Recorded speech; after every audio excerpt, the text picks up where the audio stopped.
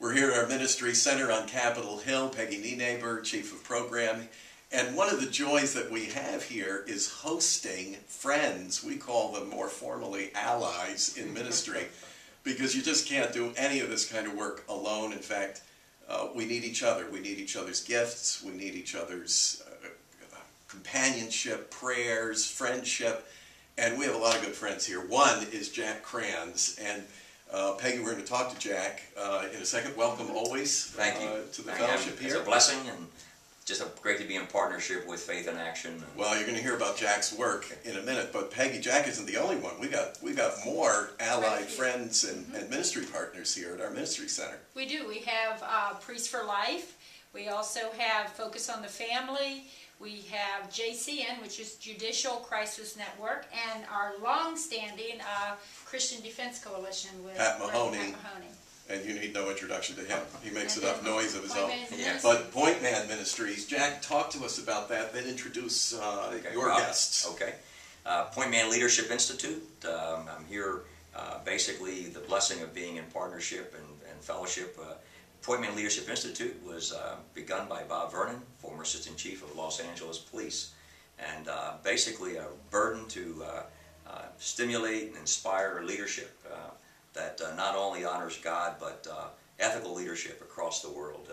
And specifically in the culture of police and law enforcement. Exactly. Which I think you may have said this to me, but I never thought of it this way. But a uniformed officer, or at least a badge-carrying officer, is a person's first encounter with the law, which is the basis of our whole civilization and society. They're the front lines. They're a picture of our government. I mean, really, God ordained them to be those who are blessings to those who are good, also a punishment of evil.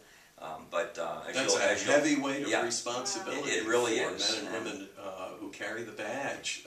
And the two guests that you have, speaking of, are connected to those. Rob Carter, all the way from out in Fresno, California area.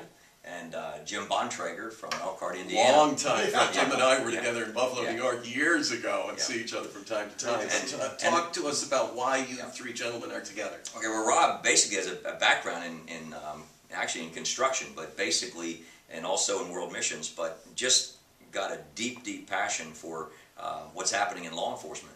And because of that, developing there in the Fresno area in California, a ministry called Code 3, which he can just mention quickly. Yeah, please give us a word on that. We got to keep these to those 5-minute YouTube things. But go ahead. And Jim can support anything that I would have to share because he's got the street experience. But Code 3 stands for Christian Officers, Discipleship, and Evangelism, serving God, serving police, and serving communities. But it's a law enforcement outreach of JARN Ministries International. JARN stands for Jesus Ambassadors, reaching out to nations.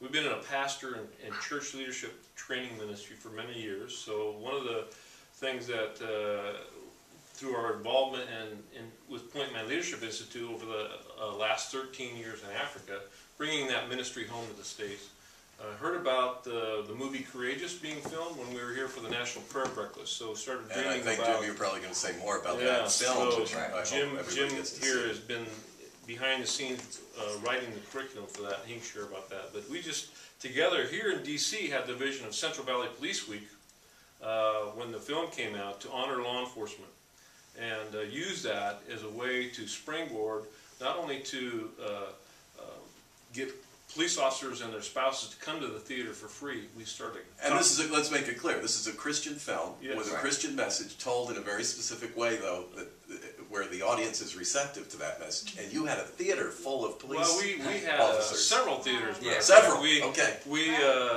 were dreaming of auditoriums filled with police officers and their spouses so they could come together and hear the message of the gospel and of fatherhood. And we would have chiefs, Chief Nick Sensley with Point Man, and Chief Dyer, our local chief in Fresno, as speakers in the auditoriums, and challenging them to get on board with the groups to go through Jim's follow-up material. Well, and let's bounce it to Jim. Nice segue, because you actually wrote the follow-up material to the film.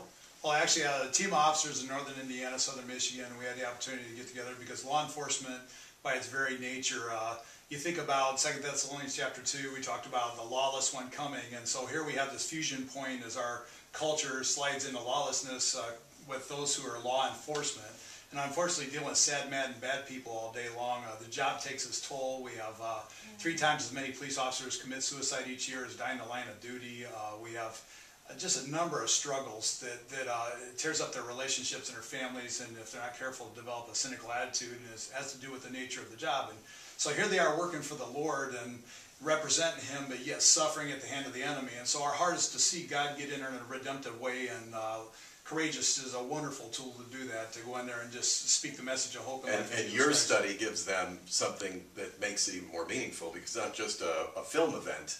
They carry that message with them and use it in their own lives. Well, we wish we could tell you more, but you got to see Courageous and follow Point Man Ministries. And we're just so blessed to be yoked together with you, dear brother. Thank you. And what a joy to have you guys out there in the field with some people who really matter. So that's all we got for you today. But you can see it's never boring around here.